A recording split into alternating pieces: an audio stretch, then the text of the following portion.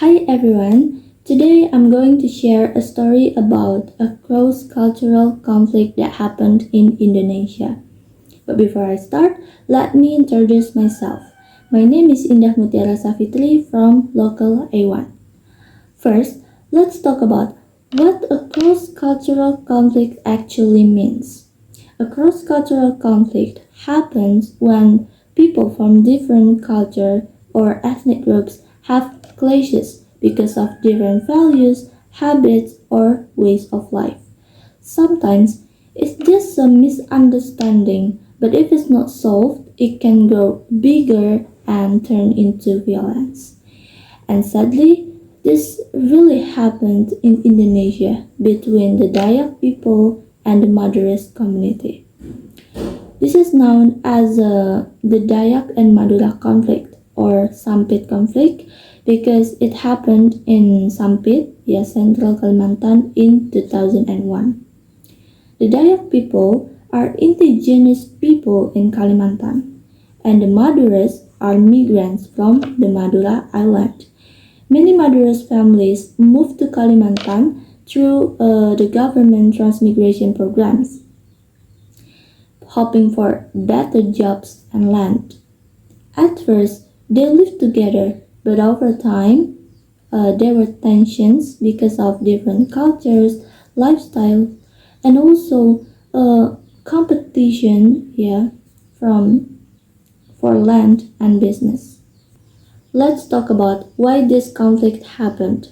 First, there were a big cultural differences. The Dayak people have a strong traditions and respect local customs, and the Maduras are very hardworking and direct when communicating, which sometimes was misunderstood as rude or too aggressive. Second, there was competition economic opportunities. Like the Maduras were very active and in trading and farming, and some Dayak people felt like they were losing to their own land and jobs. Third, there were negative stereotypes on both sides. Like people are only focused on the differences instead of the similarities. Like and that made a small problems into a bigger conflict. And then in early 2001, one small incident happened. A house belonging to a Dayak family was burned, and rumors spread that the murderers were involved. People got angry, and the situation quickly escalated into violent clashes.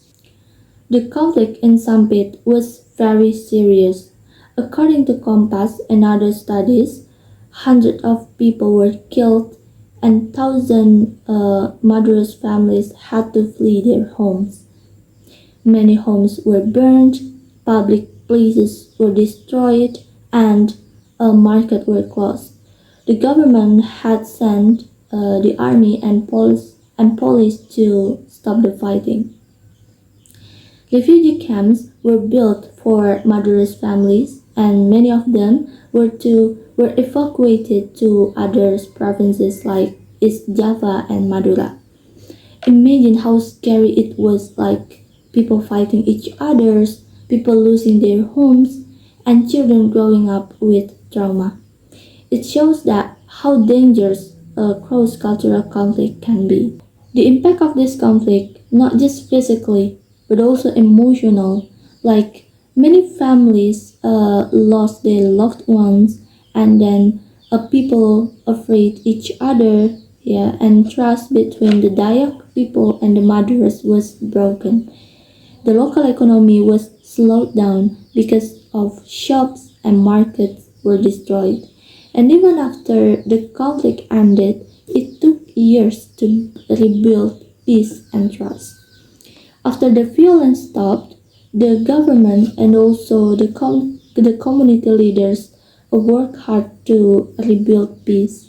There were dialogues and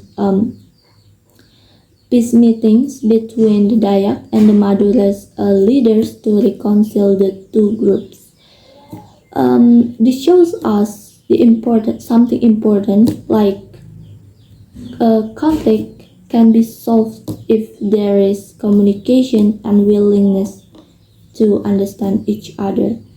And the biggest lessons we can learn through this tragedy is that we need to respect cultural differences, like living in a multicultural country like Indonesia means that we have to be patient, open minded, and avoid negative stereotypes.